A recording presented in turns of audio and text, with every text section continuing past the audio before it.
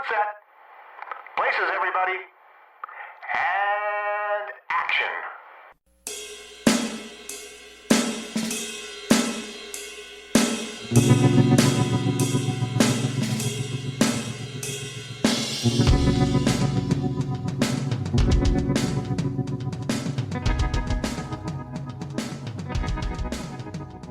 It's time once again for the Hooked on Movies podcast. Today's movie is the 2000 release of Brother, Where Art Thou? And we're celebrating 25 years. With me are Ken. Can't you see, Eric? Them sirens did this to Ted. They loved him up and turned him into a horny toad. And Ted. Breaking out our own midget, no matter how stumpy. And of course, I'm Eric. And damn, we're in a tight spot. Damn, We's in a tight spot. We's in a tight spot. That's right. We're talking about, oh, brother, where art thou? He's talking about my kin. Oh, my goodness gracious. Oh, this movie is one big stereotype, so you'd think I would like it, but let's see if that is the case. Well, what have we been doing this week? Let's start out with Ted. Ted, what have you watched? Or should I say, what haven't you watched? Well, of course, watch the Super Bowl.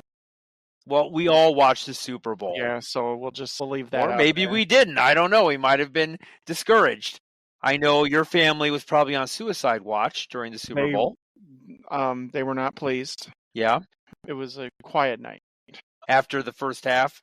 Yeah. A little quiet after that, huh? 3 o'clock in the morning, you could hear little cries. Yeah. Yes, and was a little disappointed with the halftime show. I thought it could have been a much better halftime show, but you know, it is what it is. But overall, Puppets would have been better than the halftime show. Ooh, marionettes. Now you're talking. Yes. well, you know, it is what it is. He's a good artist. It just was mixed very poorly, and it was That's just debatable, but we can agree to disagree. bad. He won a He's a Pulitzer Prize. Grammy-winning artist. I could so. give a shit if he won a Grammy. I've seen some of the crappy artists that win Grammys and CMAs and awards. He sells Move a on. lot of- He sells a lot of albums, too. So. Move He- on. He He's actually not for won a- everybody. his lyrics actually won him a Pulitzer Prize.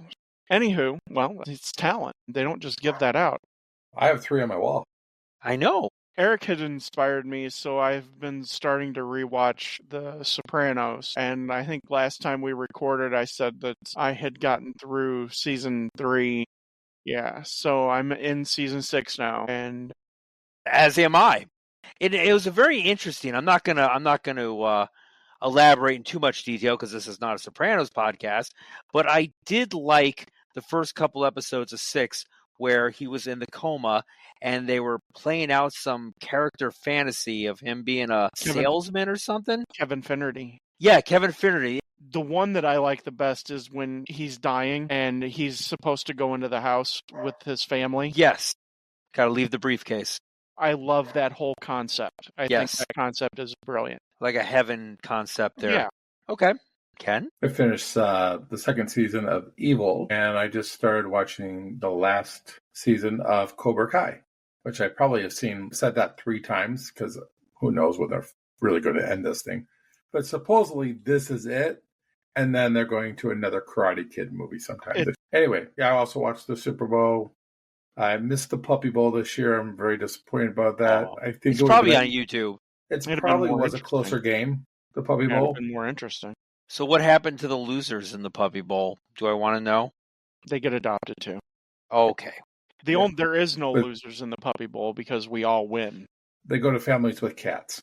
Got it. Okay. How about you, Eric? Well, Super Bowl, of course, and a little bit of Sopranos season 6, and just got through the first half of season 5 of Yellowstone. So we're going to start the second half now, which I'm very excited. Probably finish that up by the time we start the next podcast. And I'm thinking of down the road starting the 1883 and 1923. Yeah, 1923 I think is better. And there was a little bit of a shipping glitch, so I'm still waiting for my copy of Landman to come in. Yes, Landman. So I've reached out to the seller on that one. So hopefully that'll be here in the near future. Yeah. Not the end of the world. It'll get here eventually, or I'll get a refund on it and we'll start over.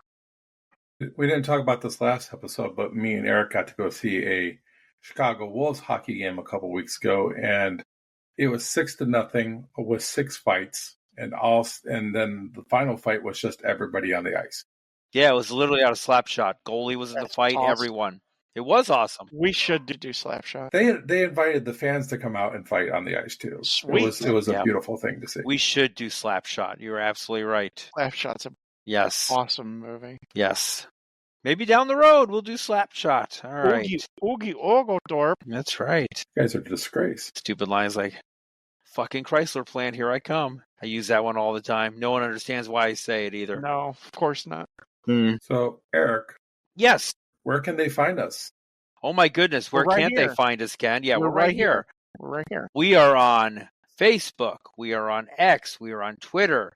They can find us at hooked_on_movies. We are on the Dorkening Network. And obviously, YouTube is our newest franchise of expansion. And we're getting a lot of play on YouTube. We're excited about that, and we love for you to engage with any of us, Ken especially, who runs our Facebook page and posts some great articles and some great banter between you and the listener, so please reach out there. So let's talk about the first time we saw this movie.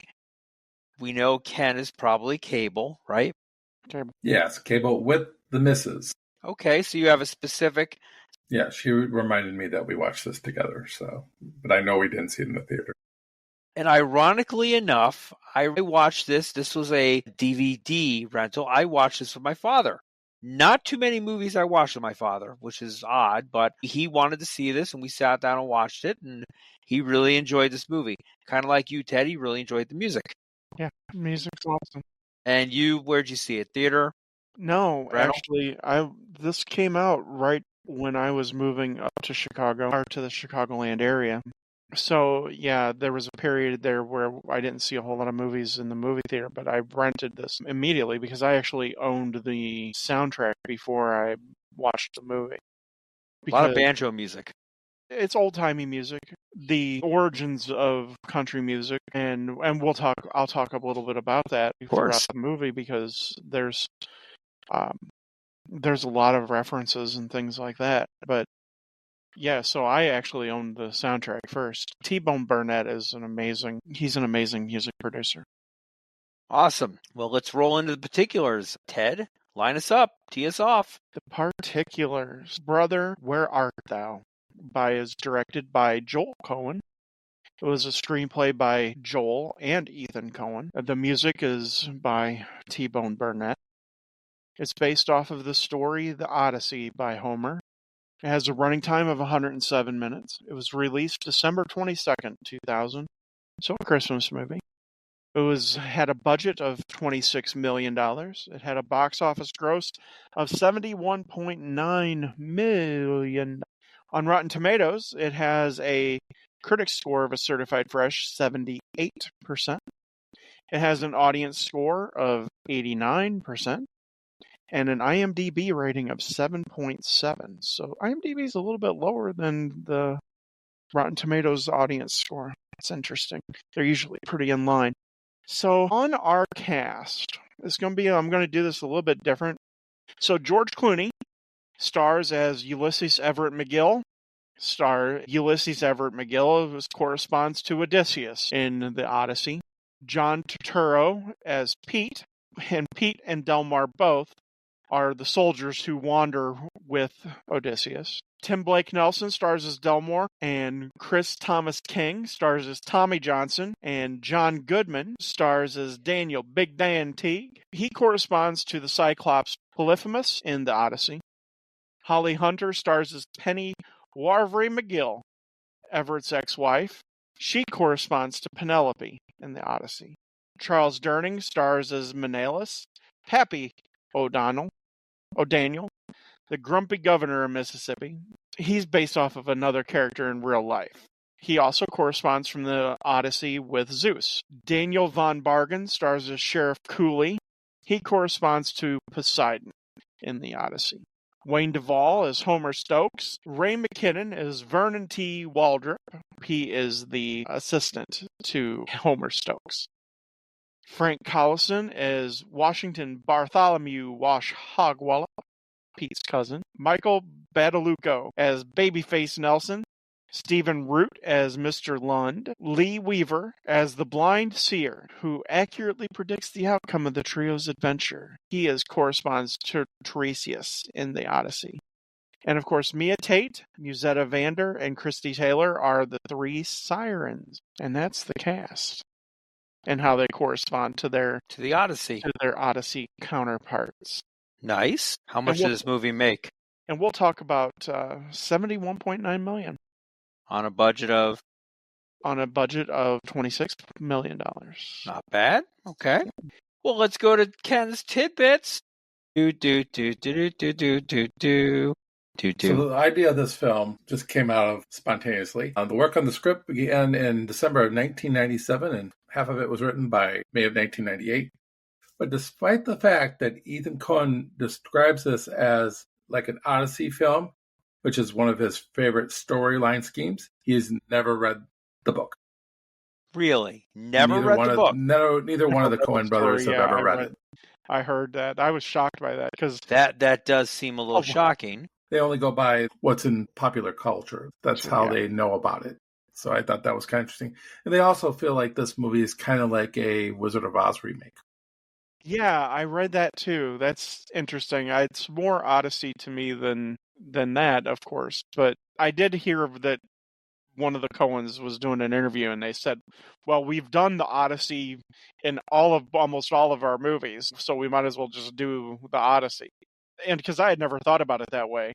But if you look at some of their past movies, it is kind of like an Odyssey, especially like The Big Lebowski, which is probably my favorite Coen Brothers movie. But yeah, it's kind of funny. So the title of the film is in reference to a 1941 film called Sullivan's Travels, in which the protagonist, which is a director, wants to direct a film about the Great Depression called Oh Brother, Where Art Thou? So that's where they got the title from. Joel Coen revealed in a 2000 interview that he traveled to Phoenix to offer the lead role to George Clooney. Clooney agreed to do it immediately because he just liked the Coen brothers' work. He was filming Three Kings at the time, I think. Yes, you are correct. He didn't understand, though, the character. So he sent his script to his Uncle Jack, who lived in Kentucky, asking him to read the entire script into a tape recorder. In his recording, his uncle, a devout Baptist, omitted all the instances of the word damn and hell. Basically, George Clooney didn't even realize that those were in there until he showed up to do the movie. George Clooney is from Kentucky. And his aunt is a famous singer, which we talked about before. Rosemary Clooney. Rosemary Clooney, which we talked about in White Christmas. In fact, they were hoping that he could sing, but they found out that he couldn't. So he cannot, and he jokes about that all the time too. He rehearsed for 3 weeks, and they just said no. So the Coens used digital color correction to give this film its tinted look.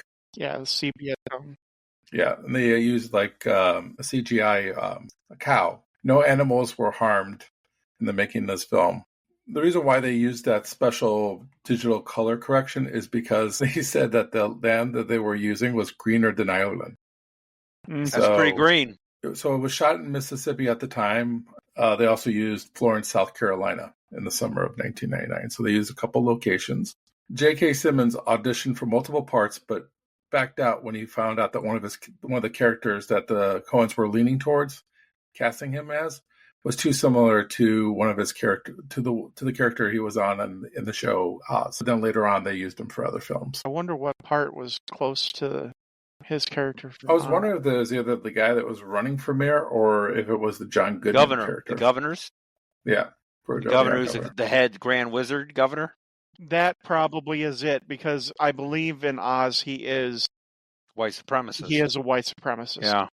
So this movie got nominated for 2 Academy Awards, Best Adapted Screenplay and Best Cinematography. It also won at the Grammys for multiple wins, but most importantly, Album of the Year. Fun part about that was Tim Nelson was actually singing in the movie during the Jailhouse Now.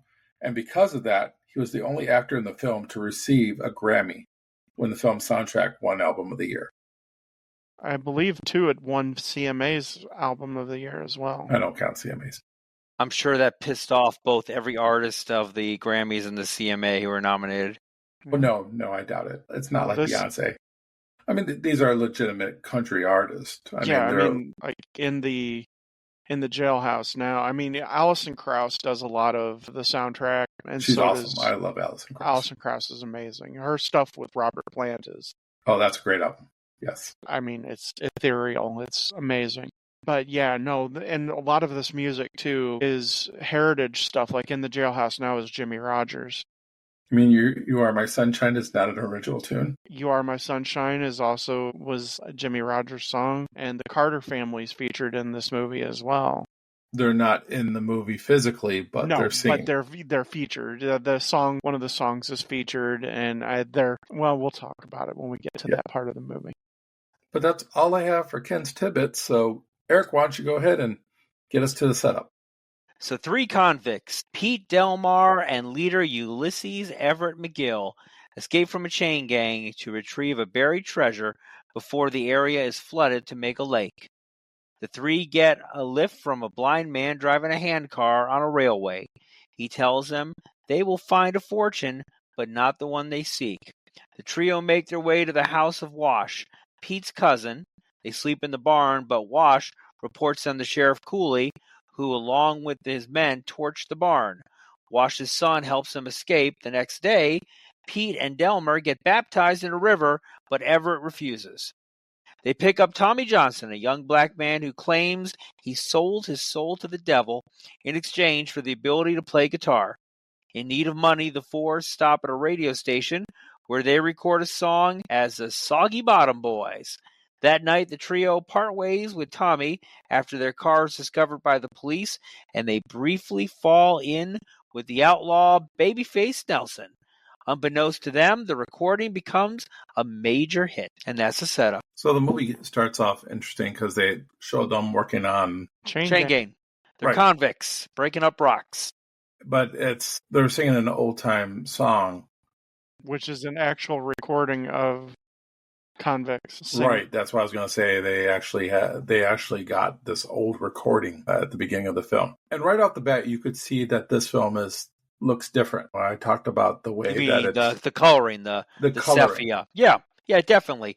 Wouldn't look good all green. No, but I think they go back and forth on the coloring. So in some aspects, I see that kind of taint, that tint, the faded look.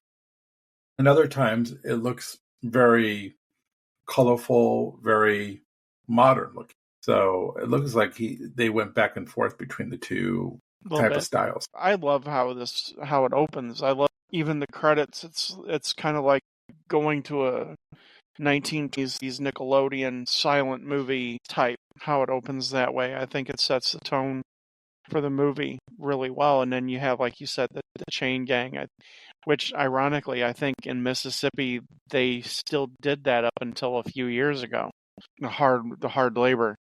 I love the fact that our 3 guys, Ulysses, Delmore, and Pete, they escape through the cornfield when they come along the train. And George Clooney's Ulysses, he hops into the train and he's talking to the guys, and He doesn't care about the other two, or he forgets that they're chained with him. and the other 2 don't make it onto the train, and he's in the middle of talking to him, and he gets sucked right out of the train. And it makes me laugh. It's a stupid gag, but it makes me laugh every time. Yeah, like the third one, John Turturro's character, he's the one that kind of slips and falls and kind of takes everybody with him. But yeah, and then he gets mad at them. It's like it's your fault. All you had to do was help each one up, and you would have been on there. I think it's interesting because they don't make that train. Because throughout this whole film, it feels like they should be further away from everything than they are. But it feels like they're within like 3 to 4 miles of where they've been at. But it seems like all the traveling they do, you think they would be further. It seems like they're really close by because they run into the same characters throughout the whole movie. Well, they keep stealing cars, but apparently the authorities keep finding them. I think they just stay in the same county I'm sure they do. Yeah. They don't go anywhere further than the county. It's like traveling in Mississippi, man. You're never close to anything, but you're not too far from anything. And they talk about that when they go into the place and he's trying to buy his pomade and they're trying to get a transmission belt. Was Dapper Dan. That transmission belt was 2 to 3 weeks out, but yet the car's running next day. They stole another car. You sure? I don't Yeah. remember I them never stealing saw it. them. I never saw them stealing that car. So Yeah, I It was would make questioning that sense. too. It Yeah. would New make car. sense if they stole another car. It's probably in the Yeah, deleted scene because somewhere. they had to leave the car where it was when they're telling the kid to go back to his dad with the Right. The pig. car leaves. They go into town, Right, and so they try and get the belt. They got another car. They just stole another car in town. Clooney's character goes into the forest. Then Telmar keeps trying to feed him a gopher, and that's I don't know why that's funny, but it makes me laugh. Where do they get the money? Money for what? First of all, for even the hair gel, The he hair pomade. still has the watch after all that because they are sitting there. Well, that's how they get the next car is they sell the watch. Right, but I don't know where he's got money because he's got a little bit of a wad of money there, and they never explain how he goes That's from what prison. John Goodman's character senses that. Yeah, This is way before when the They car got- breaks down. $10 Yeah. from the radio station. I don't think This was before the radio Yeah. station, I don't think he was going to buy the pomade. I think he was going to steal it. but he showed he as actually well as pays the for it though. transmission, as well as the transmission belt. But he actually pays for the pomade. He actually hands the clerk cash. Well, the clerk does. They don't have Dapper Dan. They have FOP. We only carry FOP. I can order you it, but it will take about 2 weeks. 2 or 3 weeks. From He was all upset because everything can take 2 weeks to get to him. Bristol. We really are in a one-horse town.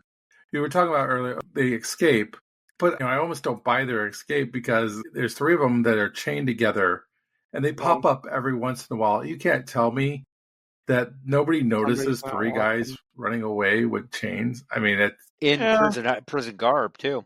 yeah. I would like to see how they would have snuck off because that seems pretty impossible based on how they showed us what the guards were doing, when they were running through the fields.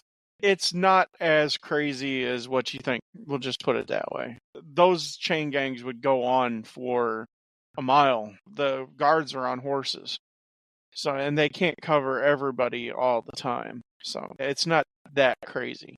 But chains make noise, and you would have to slowly sneak away. It's hard. You can't run, obviously. Can't run, no, yeah, because they would make noise. So it is what it is. I mean, I'm just picking it apart. I mean, it's nothing that makes the movie bad or anything like that. I just noticed that.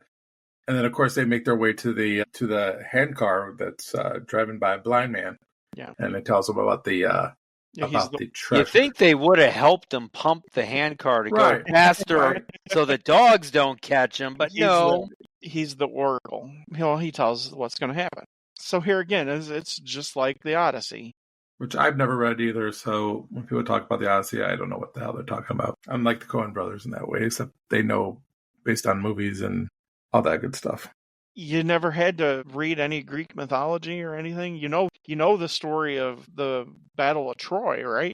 I've seen the movie Troy I mean, so the Odyssey takes with Brad place Pitt. takes place right after the fall of Troy, and it's Odysseus is trying to get back home. There's no place like home. Mm-hmm. But Here's your Wizard of Oz reference. yeah, I love when Clooney comes back into the forest. Like I said, Delmer keeps trying to feed him a gopher, but that's when you get the people going down to the river to pray, and they're getting baptized. It's such a Southern thing. It's a cultural thing that's people did that, and of course they're chanting the songs as they walk. I think it's really kind of cool, and it's even kind of shot kind of heavenly, like dream sequence. Because they're all wearing white. Yeah, I like this sequence. I think it's funny. I think I think his reaction to the whole thing is pretty funny. I like it. I think it's good. I think all 3 of them have a fun reaction to it. You have Delmer and Pete. They're just excited about Pete, I never being took him for a religious man. And I mean, Delmar, he's kind of like, the preacher said that all my sins have washed away. And then he talks about the job that he said that he didn't do. I lied. Well, I lied about that. The preacher said that's been forgiven too. Like, unfortunately, the state of Mississippi doesn't agree with that. I was just going to say That's that. the parts that I like about Made me laugh. Everett's character is the fact that he kind of keeps everything in perspective, right? You know, he's like, He's yeah, rational. God might have forgiven you, but the state of Mississippi Mississippi, still. not so much. But before that, they went to Pete's cousin's house. Right, hog wallop. They have to sleep in the barn, And of course, that's when the authorities come, and you got that guy who's kind The of sheriff. pale face. Forgot about the most famous line in there, the RUNNOFT, used several times because everyone's illiterate in this movie, so you might as well spell that wrong too. Go ahead. What were you gonna say RUNNOFT. about the sheriff? You were going to But- say something about the sheriff. Well, the sheriff, he's kind of I don't know if he's a sheriff or if he's like a bounty hunter or what he is He's exactly. a sheriff. He's sheriff. Because he He's doesn't have a identified as name. the sheriff. Isn't he the devil? Isn't he the guy the black guy met at the intersection? Yes, that's what some people think that Some he is people- he's the devil. At Right. the dog. But and according to Homer, he's Poseidon. Poseidon tries to keep Odysseus from making it back. I guess I really should have read the Homer before I watched this. The only thing reason why I don't think he's the devil is because at the end of the movie, and we're getting a little ahead of ourselves, when Tommy sees him at the end of the movie, he doesn't say he's the devil. No. In reality, he's really kind of based off of the warden in Cool Hand Luke. What we have here is a failure to communicate. The sunglasses Yeah. and everything. Yeah. Like he's obsessed with getting these guys. Yeah. Yeah. Now, I don't know if he knew that there was a treasure ahead of time because he's really trying to get No. that information out later on out of Pete. But we'll talk Also about didn't that really next time. care that they were pardoned either. It's like we don't have a radio. He's just out to get them. Yeah. And He takes it personally that they Right. broke. he's the personification of Poseidon because Poseidon Makes sense. Poseidon You think- is Zeus's brother, and Odysseus insulted Poseidon. You got Pete's cousin who rats them out. And of course, every time they go sleep in the barn, they burn that barn down. I noticed that. If I it's mean, a that- barn, that- they burn it to the ground. Pete's That's cousin, how what is he getting out of this? He just lost the whole barn, and he's not going to get anything out of it besides that. And then his nephew comes along and saves them all. He wasn't doing a whole lot of farming, so the barn really isn't. Yeah, the house is in foreclosure, and The wife left. Yeah, right. The runoff, RUNNOFT. So, I mean, he's not doing a lot of farming, and the barn wouldn't have done a whole lot of good. And I'm sure 3 escaped convicts on the loose. I'm sure the bounty was probably substantial. $150, $200 back in the Depression. That was a lot of money. I don't think he would have gotten the money, though. The sheriff's a bad guy. Yeah, He he's not gonna get probably the money. wouldn't have paid him anyway, no doubt. He would have sent him to jail for harboring a fugitive. The other thing that's overriding here is that the Depression is on. You got real poor in Mississippi. Unless you had somebody that was bona fide. Bona fide. Yeah, he's bona fide. So, yeah, I mean, there's a lot of, it's not one-to-one comparison, but there's a lot of comparisons like to the Grapes of Wrath here, too, as far as you see how poor the poor really are. I don't know. I don't think they touch on it that much. I feel like it's glossed over Throughout a lot. the whole thing. I don't feel like they touch on the poor that much. I mean, we do see Pete's cousin, but really, outside of that, I don't see them focusing on any type of families or people that are worse off than they are. It just seems like it's your typical getaway, from the cops and him trying to get back together with his wife. But the Tommy character is very interesting that they decided to use the devil at the crossroads thing to stick into this movie. One of my favorite stories in all of music is Robert Johnson meeting the devil at the crossroads, and there's an actual museum at the crossroads, and I believe it's Meridian, Mississippi, which is also the home of Jimmy Rogers. So that kind of gives us a clue as to where they're at in Mississippi. They're close to the Delta because there's a lot of swamp running around here. So, and I think the river that they come to, that everybody's being baptized in, is probably the Yazoo River, because they do mention Yazoo. So, yeah, that's one of the best stories in the history of blues, and the history of music, is Robert Johnson at the crossroads. I wish they would have used it a little bit more. I felt like they didn't play with it enough in this movie. They gave us a little bit. I thought they could have done a little bit more with it. I love the fact that Tommy, he essentially recites the tale. The reason that everybody said that Robert Johnson sold his soul to the devil at the crossroads was because Robert Johnson was a bad blues player, And then one night he showed up at one of the blues places and he turned his back to the crowd and started playing, and nobody had ever heard anything like it before in their life. He died at 27, didn't he? Yes, he He did. died part of the 27 Club. He was the first member of Yeah. the 27 Club. Yeah. When they talk about the devil in the car, and he said that the devil had a hound. Well, one of Robert Johnson's famous blues songs is talking about the Hellhounds.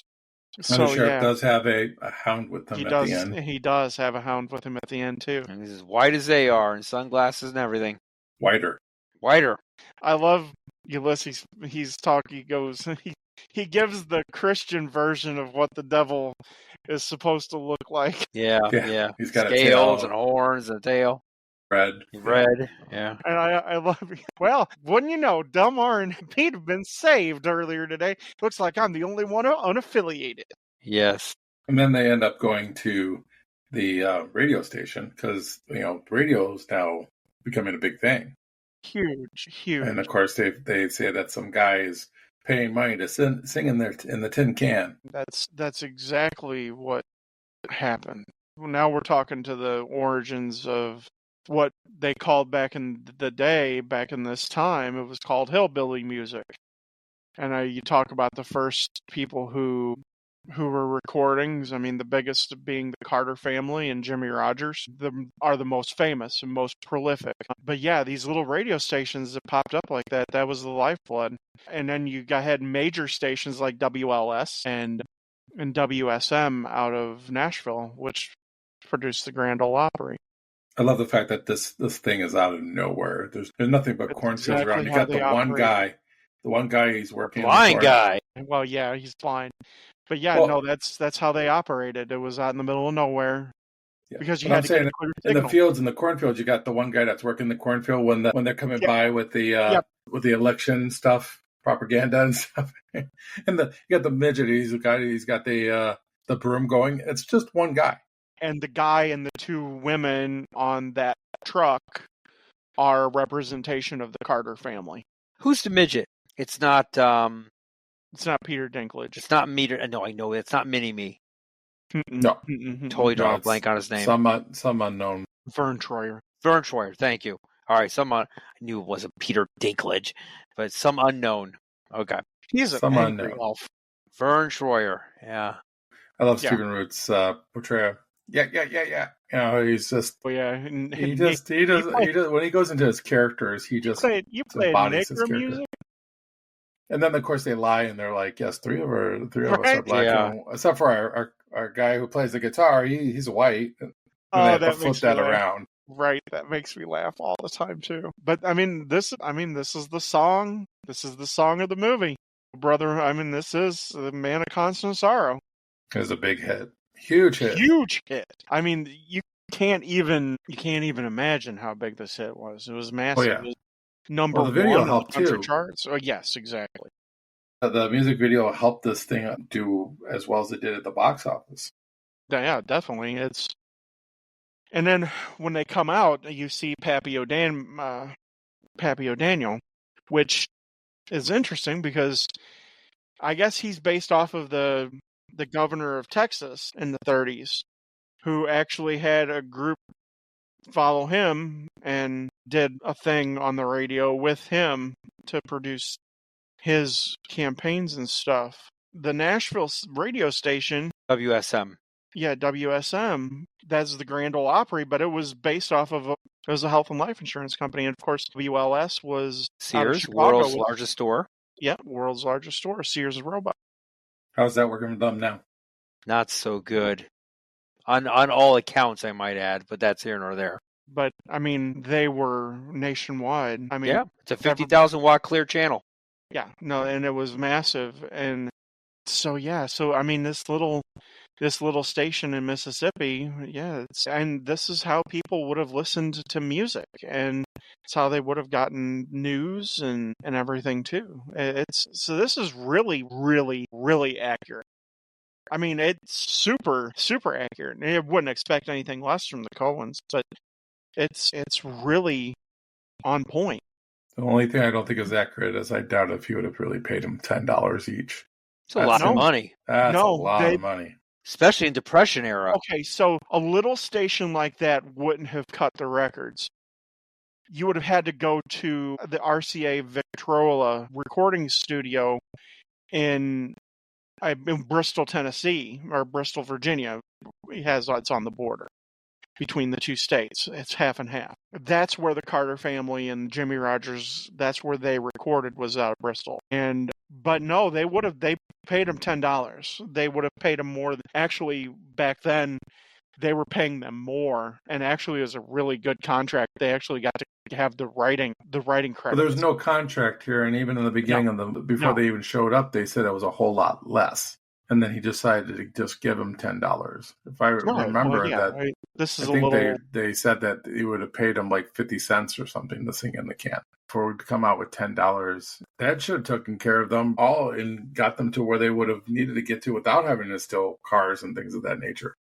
Because $10, I would imagine, was at least felt like a couple $100 in today's money. Yeah. Well, especially in the Depression era. In the Depression, yeah.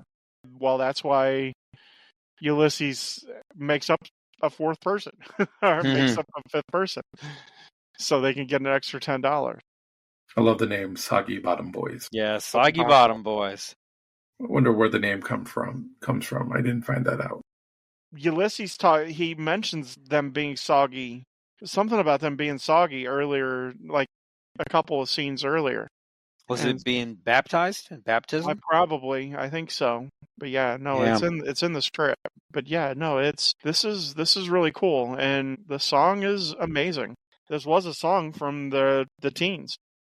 It came out in 1917 or something like that. Something like that, yeah. So this would have been based on the time frame, already a known song. That's why they all knew it. Yeah, I'm sure. Yeah, and they all talk about the old timey music, and that was a big thing, old timey. But it was also hillbilly music, is what they're recording. And we should add that bluegrass singer Dan Treminsky was the one who actually sang the song. He's the lead singer. Yeah, I think he was part of Alison Krauss's Union Station. Her band Union Station. I'm not sure. Don't quote. I mean, I'm not exactly 100% sure, but I'm pretty sure. Okay. We need to move on to let's move on to the build. So near a river, the group hears singing. They see 3 women washing clothes and singing. The women give them corn whiskey, and they lose consciousness. Upon waking, Delmer finds Pete's clothes lying next to him, empty except for a toad. Delmer is convinced the women were sirens and transformed Pete into the toad. Later, one-eyed Bible salesman Big Dan invites them for a picnic lunch, then mugs them and kills the toad. On their way to Everett's hometown, Everett and Delmer see Pete working on a chain gang. Upon arriving, Everett confronts his wife Penny, who changed her last name and told his daughters he was dead. He gets into a fight with Vernon, her now suitor. Later that night, they sneak into Pete's... He's bona fide, that's right. Later, they sneak into Pete's holding cell and free him. As it turns out, the women had dragged Pete away and turned him into the authorities. Under torture, Pete gave away the treasure's location to the police, then confesses that there is no treasure. He made it up to persuade the men he was chained with to escape with him in order to stop his wife from getting remarried. Pete is enraged at Everett because he had 2 weeks left on his original sentence and will likely face 50 more years for the escape. The trio stumble upon a Ku Klux Klan rally who are planning to lynch Tommy. The trio disguise themselves as Klansmen and move to rescue Tommy. However, Big Dan, a Klan member, reveals their identities. Chaos ensues. The Grand Wizard reveals himself as Homer Stokes, a candidate in the upcoming gubernatorial election. The trio rush Tommy away and cut the supports of a large burning cross, immobilizing Big Dan. I think it killed Big Dan. Immolating. Yeah. Immolating. Yeah, Immolating. I think it killed him. You don't see him in the rest of the film, so we're just going to assume he's dead. But it was impressive how he did catch the flag. It was. Yes. Yes, it was. Yes. Now, something we forgot in the first section here to talk about that I need to talk about because I think it might be my favorite part of the whole movie is Babyface Nelson. Babyface Nelson. Oh, yeah, Babyface Nelson, sure. I love this character. The highs and lows from Babyface. I hate cows. I hate cows, yeah. More than I hate coppers. And I mean, we see him in the bank, and he's like, "Just remember, Jesus saves, but George Nelson withdraws." Withdraws, yeah, that's funny. He's such a good character. It's lighthearted. It's fun. On a character who's notoriously, let's just face it, he was an evil person. Guy. Yeah, he was a bad guy. Yeah, he was killed in Barrington. But in this movie, he really doesn't care about the money, as you can see it blowing out of the car. He cares more about the notoriety of his name. Yeah, that's all he cares about. He's like a fun Joker. A little bit. Fun Heath Ledger's Joker.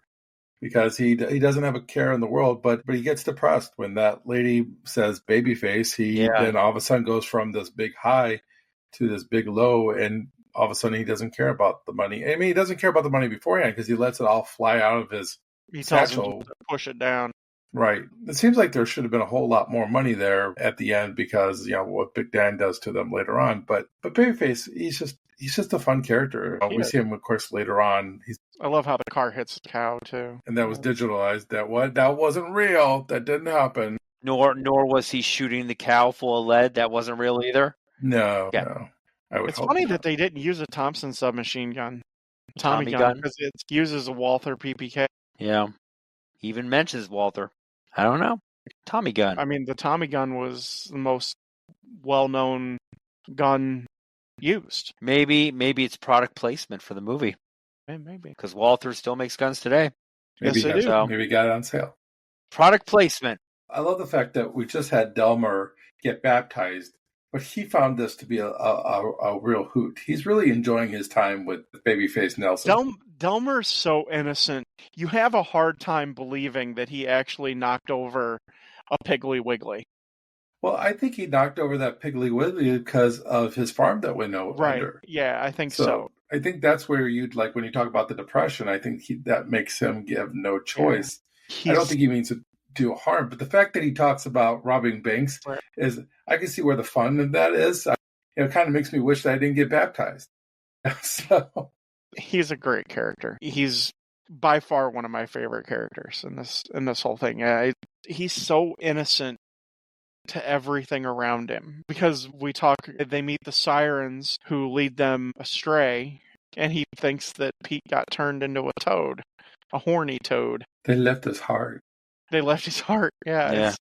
He's so innocent. He's just a great character. But the Babyface Nelson, I'm glad that they used Babyface Nelson because I don't know it for sure, but I would be willing to guess that the area that they're talking about, we're talking Mississippi, Louisiana, Texas, there had to be talks about Bonnie and Clyde. Sure. Because that is their area. And the fact that they took themselves and they restrained themselves from doing that, and they took another famous bank robber from the 20s and 30s and used that instead, I think is a really good point. Would Babyface Nelson, though, be in this area at this particular time? No. Well, he might have been, but I don't know if he would have went as far south as the Delta, the Mississippi Delta. He's from Chicago. It actually says that he died in Wilmette, so I don't know if that was Wilmette, but hospital. Yeah. He died in Wilmette Hospital, but he was the shootout took place in Barrington. Yeah, he would have operated in the same area as Dillinger. So we're talking about. And Babyface Nelson was actually on the first top 10 most wanted list, along with Dillinger. Dillinger, of course, being the first Public Enemy #1. And of course, they made a bad movie, Public Enemies, with Johnny Depp about John Dillinger. Also from Kentucky, I believe. Which was filmed on location. Yes, it was. It actually was. I remember when it was shot downtown. They actually went to the Biograph Theater. I mean, that's a whole other story with Dillinger. I just had to bring it up because, like I said, it's for me, it's kind of like a highlight of the movie. And like you said earlier, I think it's really because of Tim Blake Nelson's portrayal. He comes off so. I mean, the looks on his face that he gives. I mean, we go here with the sirens, right? And you have all three of these ladies that are trying to like seduce these guys, right? And one of them. You just look at the face, on Delmar's face. He's just it's so awkward looking. But I guess the lady who was portraying one of the sirens, she was doing it on purpose. She was trying to make him feel as uncomfortable as possible. And I mean, she was squeezing his face and rubbing his head, and his blushing and everything is 100% real. Yeah. And she's my favorite out of the three, so he got lucky there. Tim Blake Nelson, he's underrated in my opinion. Yes. There's very few things that I've seen him in that I don't like him in. That's just my opinion. I think he's very underrated. What other things has he been in? Well, he's one of those guys actors. He's that guy. It's that guy. Yeah. He's like a character actor that just kind of he doesn't really have many leads, but he's kind of always there. I mean, the list of movies that he's in, it's a lot. I mean, he's in some Marvel movies, Captain America, Brave New World, the new one, the Incredible Hulk movie. He was in a movie called Holes. Unfortunately, not so good movie, Ballad of Buster Scruggs, but his part was fun. He played a singing cowboy that, well, I'm not going to give the end to that just in case people want to see it. But he was in Nightmare Alley, which was one of my favorite movies that was nominated for an Academy Award 2 years ago. Yeah, that was a good movie. Old Henry, he was very good in that. He was actually the star in that. But yeah, no, he's always really good. And like I said, I really like him here in this. But yeah, the sirens, it's so funny. He turned him into a horny toad. It's just funny. I don't know their names. I saw them first. Right. Are you going to introduce us? Pete, are you going to introduce us? I love John Turturro too. John Turturro, he's amazing. He's amazing. And he has been in a lot of Coen Brother movies. He's the Jesus from Lebowski. Yeah. I mean, come on. I like too that Ulysses is really the only one that really doesn't try to talk in a Southern accent. Everybody else really has that deep Mississippi Delta accent that's just, it's undeniable. Foghorn Leghorn. I mean, yes. Drawl. It's almost comical. Yeah. Charles Durning's character has a great, Pappy O'Daniel, he has a great Southern accent. I share a birthday with Tim Blake Nelson. He was born on May 11th. 2 days before mine, well, too. How about that? How about that? I shared a birthday with George Carlin.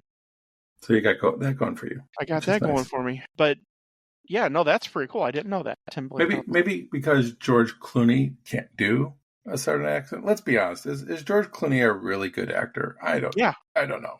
I think he's a good actor. I think he is. I don't know if he's as good as his other counterparts here. I don't think he's one. No. Well, you mean Turturro and Nelson? Yeah. John Turturro is probably one of the best character actors in the last maybe 50 years. I mean, he's amazing. And we just talked about Tim Blake Nelson. I mean, Clooney's surrounded by great character actors. Charles Durning is amazing in this movie. John Goodman is great in this movie. We talked about Stephen Root already. I mean, yeah. Exactly. List goes on and on and on. Stephen Root was Wilton Goggins in Office Space. Yes. I mean, he was Milton. I mean, he's not probably that. I wouldn't even say that he's probably as good as Brad Pitt when they're in the Oceans movies. But I think George Clooney's a really good actor. Yeah, I do too. I don't foresee him winning an Oscar or anything like that, but he's never won an Oscar? If he did, it was because he was a producer on the movie that he did where he plays the widower in Hawaii. Descendants. The Descendants, yeah. So has he been nominated? Good question. With John Turturro?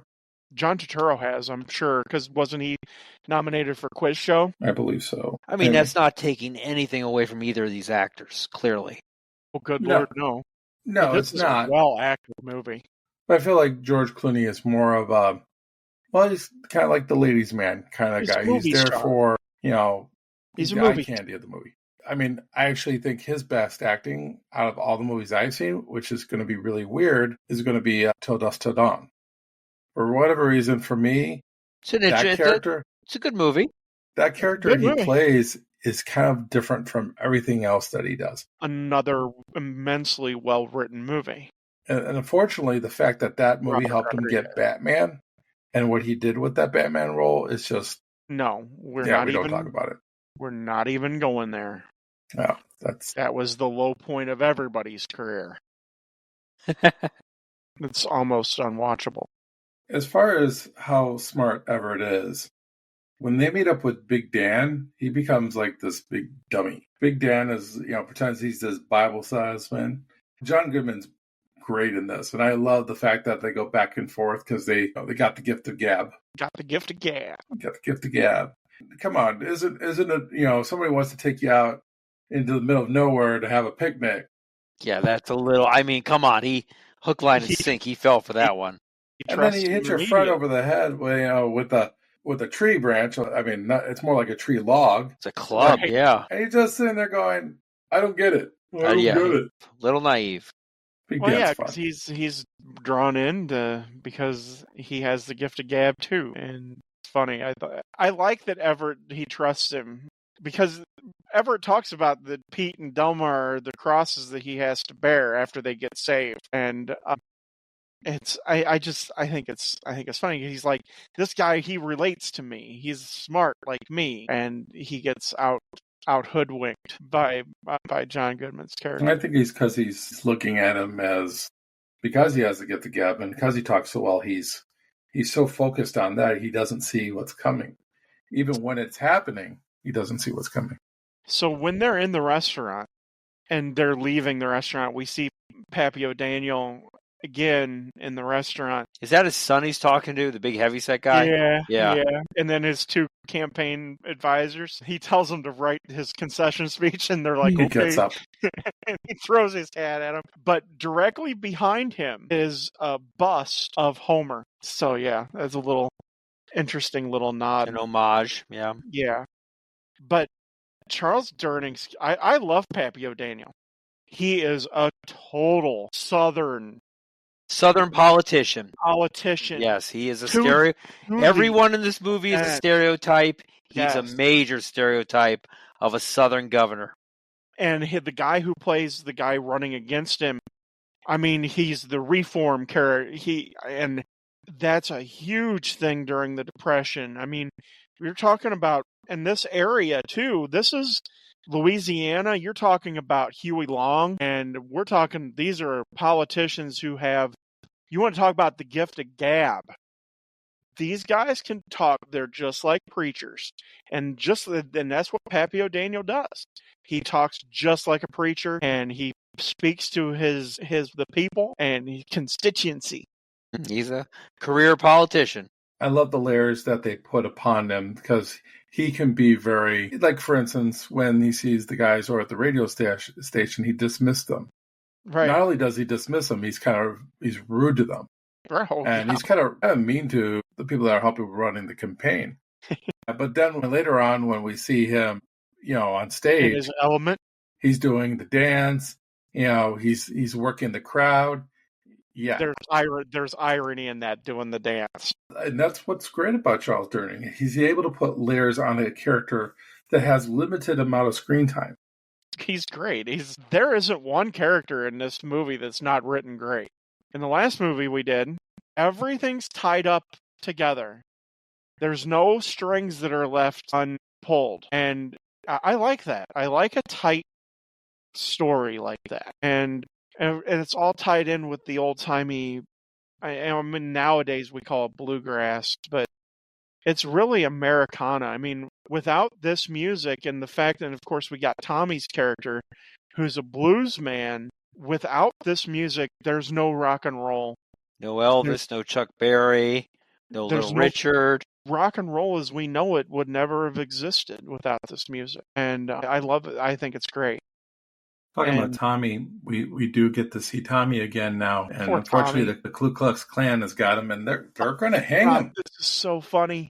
I love how they lampoon the Klan, that they're doing the little dance and they're doing the chant and everything like that. They make fun of them so well.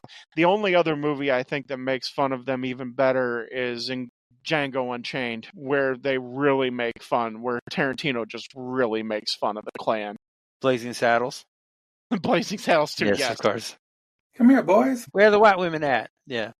Look what I got here. It's so good. I love their plan that they take the color guard, and they've been running through the night, so they've put charcoal on their face so it looks like that they blend in. To the night. Yes. right? And so And the guy these morons think they're like mixed. he goes, "Who let a colored be the color guard?" Yeah. Here again, it's so on point because it makes total sense that this guy who's running for governor, he has a secret. He's the has Grand Wizard. Yeah. the And he thinks Imperial it's Wizard. something that is okay. He thinks everybody's Exactly. accepting of Well, that. Which let's- we'll talk in a little bit because that's Sure. in the next scene. But Let's be honest. It's Mississippi. Well, sure. so we're talking about the sequence, the marching sequence. So I Yeah. guess they got some armed forces Yes. people that were actually part of that the marching thing, and most of them are black, and they're like, "This is the weirdest thing that we've ever seen." They're Yes. just they're just like, This is messed up. "This is messed up." Exactly.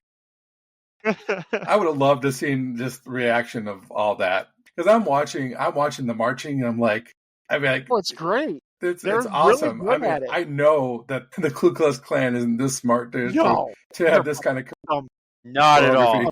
but I have actually not at this time. So we're talking about the 20s and the early 30s. This is the height of the Klan. From 1918 or 1917 to about 1933. That's the height of the Klan. We're talking they had upwards of almost 20 million members at this point. There was senators, northern senators were part of it. They marched down Pennsylvania Avenue in Washington, D.C. There's famous pictures. Yeah, there was Klan all over. There was Klan in New York. There was Klan all over. So, And of course, you got to make it fun because of course, because it's Klan. I mean, it's serious. Klan. But then And you it's have to throw Mississippi. John Goodman in there, and he gets what he deserves at the end when that Yes. cross is smacks up against it. Cross. But yeah, you guys were right earlier about him catching that They're like, flagpole. Don't let the impressive. flag hit the ground. Right. The stars and bars. The Coens, they use the old timey Mississippi state flag too. All Oh, yeah? because it still has the stars and bars up in the. I'm going to say it looked very left-hand corner. Confederate flag-ish. Yeah. So, Because up until I think like 90, I think they had the stars and bars were in the Pretty upper. much every southern state had that at one point. Not all of them. The last one to get rid of it was North Carolina. Well, I mean, at some point they all had it in their flag. I don't think Florida did, though. Alabama's flag Was well, the Confederate flag. we're not going to talk about it. Yeah. And We're not Georgia gonna had talk it. about Yeah. it because Alabama's state flag now is still a Confederate symbol. People don't know that though. so why don't we go ahead and go to the sticking the landing? Yeah. Let's do it, man. Will this movie stick the landing? Let's take a look. Okay. Everett persuades Pete, Delmer, and Tommy to help him win his wife back. They sneak into a Stokes campaign gala dinner she is attending, disguised as musicians. The group begins a performance of their radio hit. The crowd recognizes the song and goes wild. Homer recognizes them as the group who humiliated his mob. When he demands the group be arrested and reveals his white supremacist views, the crowd runs him out of town on a rail. Pappy Literally. O'Daniel, the incumbent candidate, seizes the opportunity, endorses the Soggy Bottom Boys, and grants them full pardons. Penny agrees to remarry Everett with the condition that he find her original ring. The next morning, the group sets out to retrieve the ring, which is at a cabin in the valley which Everett had earlier claimed was the location of his treasure. The police, having learned of the place from Pete, arrest the group, dismissing their claims of having received pardons. Sheriff Cooley orders them hanged. As Everett prays to God, the valley is flooded, and they are saved. Tommy finds the ring in a desk that floats by, and they return to town. However, when Everett presents the ring to Penny, it turns out it was her aunt's ring. She declares that she will not marry him with that ring, but only her wedding ring, which is still lost. Bitch. All right. So one thing we didn't mention previously is that Pete got they found Pete. Yeah. They originally saw him in the with the chain gang, but they dismiss it just thinking it was apparition. Hey, Delmar, did Pete have a brother? Yeah, right. And then they see him in the movie theater. And What are he's the like, what are the odds of that? The chain gang coming in to watch a movie. Well, like yeah, I said they did. earlier, Yeah. they're not far away Yeah. from where they Yeah, first started. It's yeah, no, they would do that. Yeah, Take the and they prisoners were watching in. a Three Stooges movie. More But no- torture for the Chain Gang? Nothing wrong with Three Stooges. Hey, Okay. Three Stooges are awesome. What are you Uh-huh. talking about?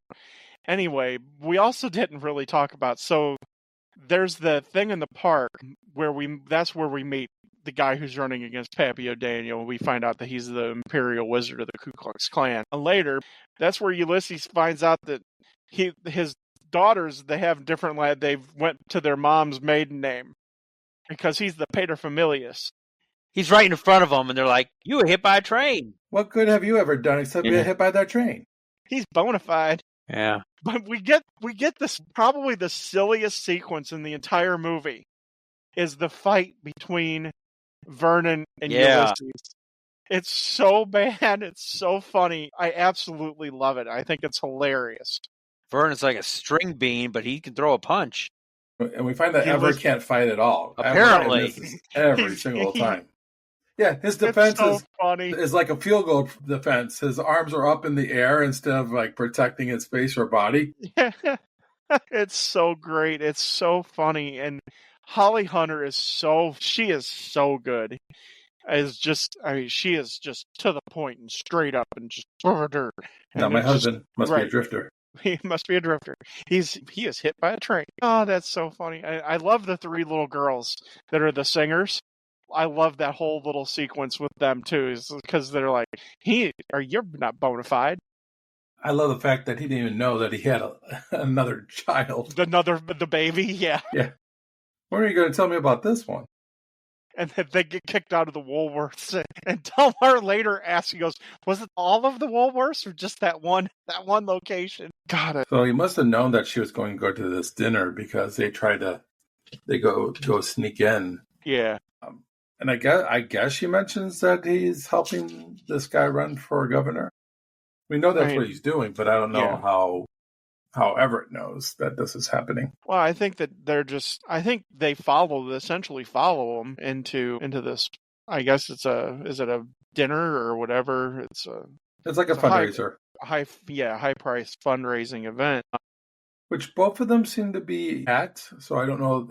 I don't know if it's going to be a debate. I'm not really sure. Something like that, yeah, probably because they're both there. But I mean, and then they don their ZZ Top. I like the song in the jailhouse now. By the way, that's was made famous by Jimmy Rogers, and and Tim Blake Nelson he actually sang it. That's pretty cool. It's the one time in the movie where you can feel that the singer is actually singing the song. Yeah. I mean, let's be honest. The rest of it is kind of bad lip syncing, unfortunately. It's definitely lip sync, and you can tell a little bit. But yeah, no, he's really singing, and that's really cool. Of course, it's a great old timey song. You mean John Turturro is not singing in that part? He's not yodeling? No, he's not yodeling, and of course, then that's what Jimmy Rogers is known for. He was the blue yodeler. Do they use a recording from him to do the yodeling? I somebody does the vocal tracks for John Turturro. Because the way they made it did sound like it could have been recorded a long time ago because of it was distinctly different than T-Bone Burnett. When he recorded everything, it all has a old-timey feeling, like you've just put a needle on an old Victrola. Yeah, that's what it sounded like. Yeah. No, he does an amazing job with the music and making it feel old-timey. But this is so funny too, because the guy who's running against Pappy O'Daniel, he comes in and he says they desecrated a burning cross. Yeah, he's doing I'm a member of a secret society, which you all may know. But he expects them all to know and to all accept it. Right, but they all love the Soggy Bottom Boys. So it's like the Beatles out there. You know? Right? But yeah, it's I like that. But then they actually run him out of town on the rail. So I guess he won't be governor. He will not be governor because he disavowed the Soggy Bottom Boys. Yeah. What did they do with the little man? He was on the rail too. He was on the railroad track. Yeah, the little as guy. well. Yeah, goes with him. Yeah. It's true. Yeah. I guess the guy who played the little man has been in a lot of films, actually. I'm sure he was in a little. He was a little in a He's lot of he films. played Chucky. He was in the Chucky suit. Really? That's Yeah, interesting. he's been in That's a lot. unfortunate for him. Was he the one that was thrown against the dartboard in Wolf of Wall Street? That's a good Well, question. they were using him as a human. Now you make me want to go check to see if that's the case. He kind of looked like the midget in a King of Queens episode, the Christmas episode where they had the elf. Out of my element there. Yeah, he's probably one of those that midgets. You know. He was an in-suit performer for Howard the Duck. He was also Dink in Spaceballs, Chucky in Child's Play 1 and 2, also in Bride of Chucky. So he got to play opposite Jennifer Tilly. Yep. He played Kareem Abdul-Jabbar.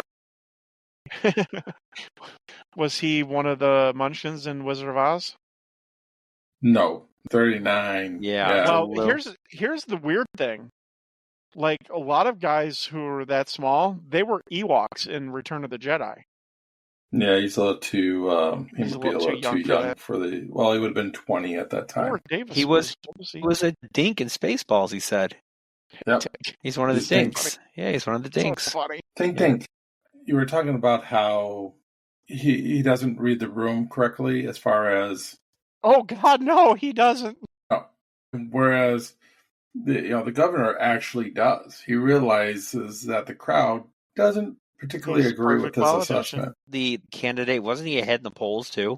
Well, yeah. Okay, he was. That's way what I thought. Because they try to get Holly Hunter's fiance to switch sides. Right. Vernon Waldrop has the best Southern accent in the whole movie, in my opinion. Well, you think about it, he's got the little man as his kind of like what draws people in, and so now the governor has the Soggy Bottom Boys, and people are really accepting them as his brain trust, which, yeah, couldn't do any worse than the governor. What's a brain trust? They all get pardoned. Pete and Delmar don't have to serve an extra 50 years, and so. But don't tell that to the sheriff that tries to get him later on.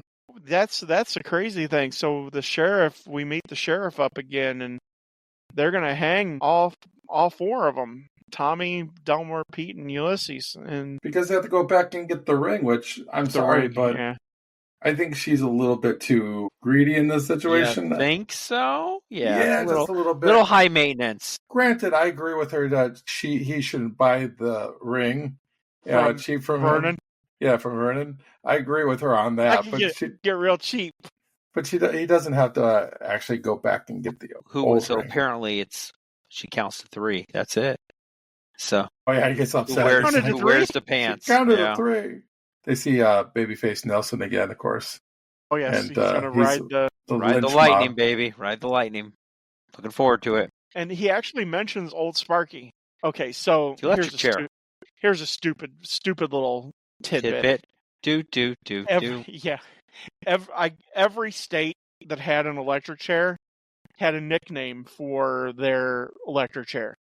And Old Sparky was actually the nickname for the Louisiana's electric chair, which ironically Harry Connick Jr.'s dad was a justice in Louisiana, and he sent a lot of people to the electric chair. I think it's interesting that the Delmar looks at this as Babyface is on top again.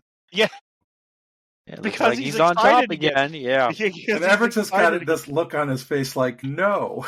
It's so good. And it makes you wonder if that was a real reaction of George Clooney to him saying that. Because the way Tim Blake Nelson gives his lines is so funny sometimes. It makes you wonder if it's a real reaction. It's kind of got a deadpan type of deal with it. Yeah. But at the same time, it has some type of kick to it. That it's not delivered straight. It's delivered with, like, I don't want to say enthusiasm, but it's delivered with charm.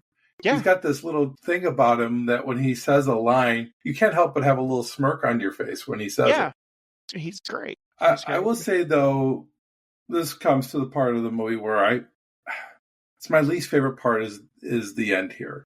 Going to get the ring and the flood and everything. I don't know why. I don't know if it's heavy-handed, if it's a little much. You got the 3 graves there. Instead of a tire swing, you got the ropes. I don't know if it's a little too much for me, but it's my least favorite part. The 3 guys digging the graves, they were part of a Singing group. a gospel group that had Mhm. been around since the 30s that sings gospel tunes and everything. So, yeah, I don't care. This is not my favorite part of the movie either. I think it's funny because they're damming up the river, and then Ulysses talks about how it's going to the South is going to be powered up and everything like that. And of course, that's a Depression era thing too. It's the Tennessee Valley Authority, the TVA. It's one of FDR's works programs. The part that I do think is funny is because we know that Ulysses has to get the ring, and Tommy ends up on a roll top desk. What you're writing there, Tommy? Right. I like the dog. I like the dog in the water. He's got that surprised look on his face. And all of those cans of Dapper Dan. That's the other thing too. He probably was the only one buying it. It kept him in business. Everybody else says it stank and everything like that. I like the smell of my hair treatment. That's half the reason why I got it. It is what it is for me.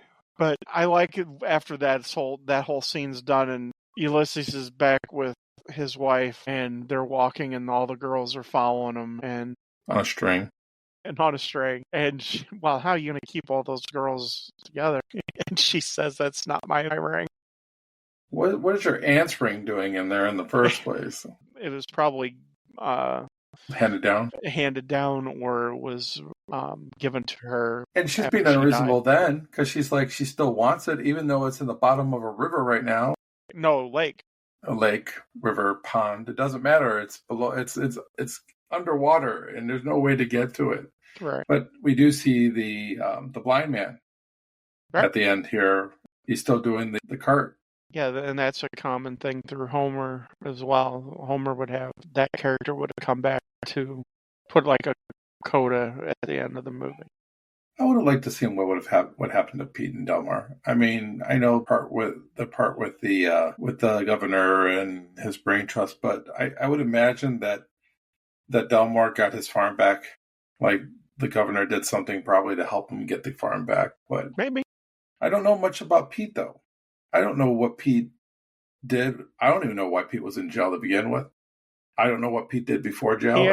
I had 2 weeks left. Yeah, we don't know what he did wrong, and hard telling at this time in Mississippi, in the South. He could have just not paid a bill. I mean, that was common to be thrown in jail for that sort of thing. So hard telling. And we know his family's fallen on hard luck. Well, maybe they get that record contract RUNNOFT. Because they really talked about we need to sign these boys to a record contract. So they may have taken care of them right there too. But the movie does end a little flat for me. I think it might have been okay if it ended actually at the dinner. At the dinner thing, yeah. Yeah.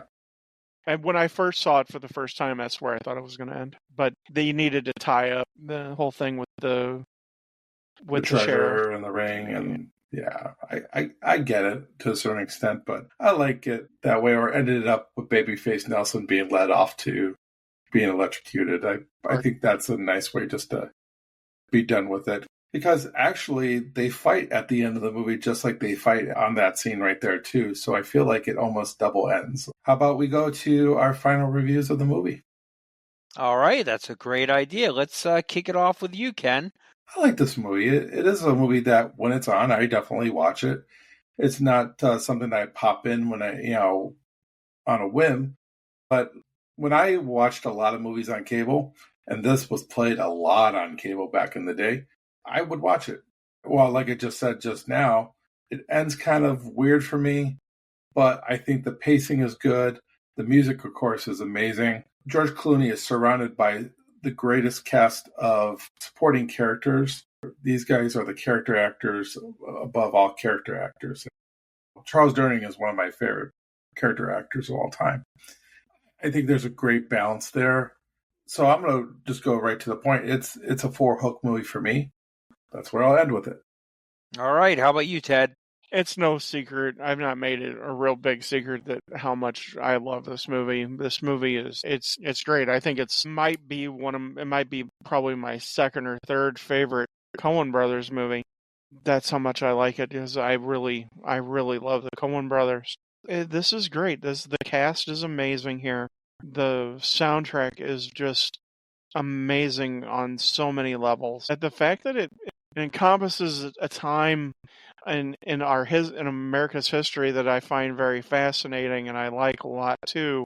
There's so much here that's so fun, and I like that it tells us the story from posterity of Homer's Odyssey. I think it's really neat. I think this is what movie making's about, in my opinion. It's retelling a reimagining of an old story and making it fresh and new, and I think that they did a really good job. The actors here are just amazing, like Ken said, from beginning to end. I think that there isn't one actor here that isn't great. This movie, for me, the end does fall a little flat, and that's a little disappointing. I think it's ended a little bit too fast. And I don't say that about very many movies, but in this one I think so. I would have liked to have spent another 15 minutes with this movie. I think that would have been okay. So for me, this is a 4.75. It's not a complete 5, because a 5 for the Coen Brothers for me is The Big Lebowski. That's one of my favorite movies of all time. Fargo up there for that too? Fargo is definitely Pretty close? is real close to a 5 as well. Okay. This is a great movie. It's a great soundtrack. If you haven't seen it, check it out. It's well worth your time. How about you, Eric? When I saw this movie years and years ago, rented it, I wasn't blown away by it. And now that I've watched it again, I hate it even more. This movie is marginal at best. Oh. All right. The characters, I could really give a shit about them, to be honest with you. Everyone sounds like Foghorn Leghorn. I have no interest in the plot. The music, yeah, I guess the music's okay, but I'll be honest, I really don't have any interest in that either. I wasn't blown away when it won all its awards when it was out there. Of course, at that time, when it won all the awards, I didn't know why people liked this movie, and I still don't know why people like this movie. I don't understand why you guys like it so much, but I know I am obviously in the minority. I get that. I don't know. I love the Coen Brothers. I love a lot of their movies, but this one just falls flat for me. If I ever have to watch it again, it's going to be close to 2 hours of my life I'm never going to get back, so that's not going to happen. And I really don't have any interest in listening to the soundtrack of this. Just not my thing. But, listening to you guys describe it and talking through it, honestly, makes me like it a little bit more.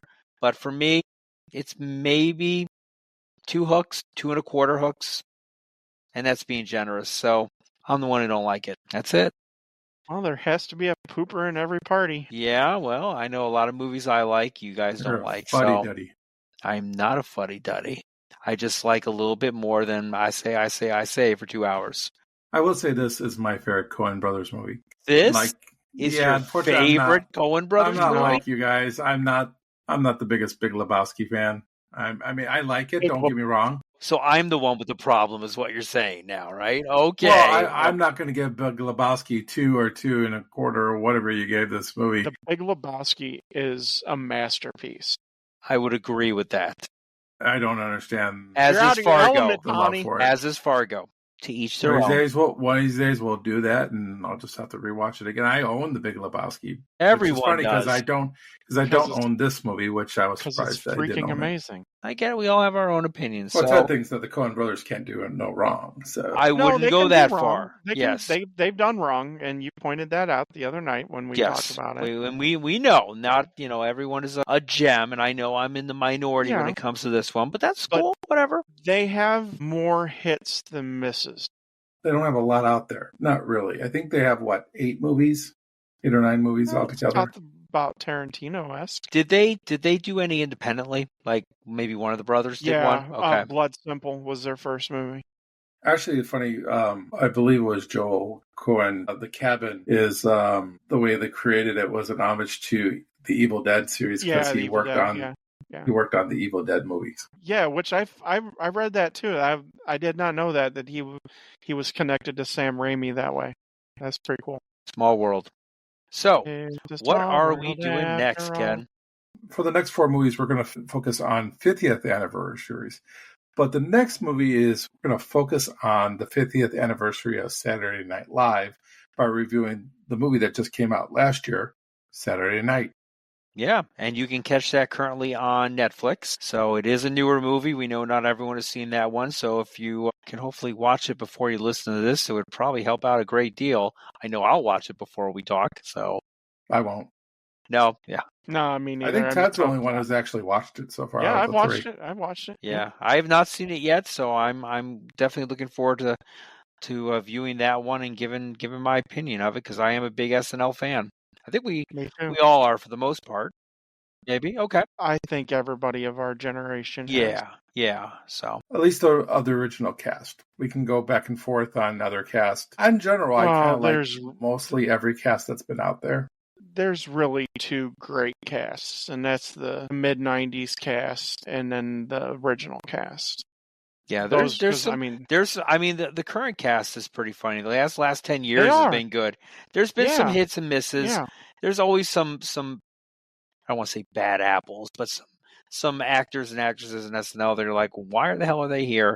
And then there's some that are like, wow, they grew up, they started on SNL, and now they are just full-fledged movie stars. So Yeah. it's I think that there's that cast that probably ran from 93, 94 through 2005, around the time Will Ferrell left and everything, and when they kind of broke up. I think that was the last really great cast. But you're very right. This new cast, they have some good writers too. and writing is very important. Writing is the biggest part of Saturday Night Live. Also, to let you guys know, since we're doing 50th anniversary movies, there are some other ones that we're going to do. I have picked the movie Monty Python and the Holy Grail as our 50th anniversary movie to review. Eric, what have you picked for your 50th anniversary review? I'm going to go with One Flew Over the Cuckoo's Nest. And Ted, what is your Damn, 50th? you both took mine. We'll probably lean more towards Dog Day Afternoon. All right, gentlemen. Well, that's all the time we have for this episode of Hooked on Movies podcast. And as always, E.T. phone home. Home. I am the man of constant sorrow. That you are. See you at the movies. See you next time on Hooked on Movies.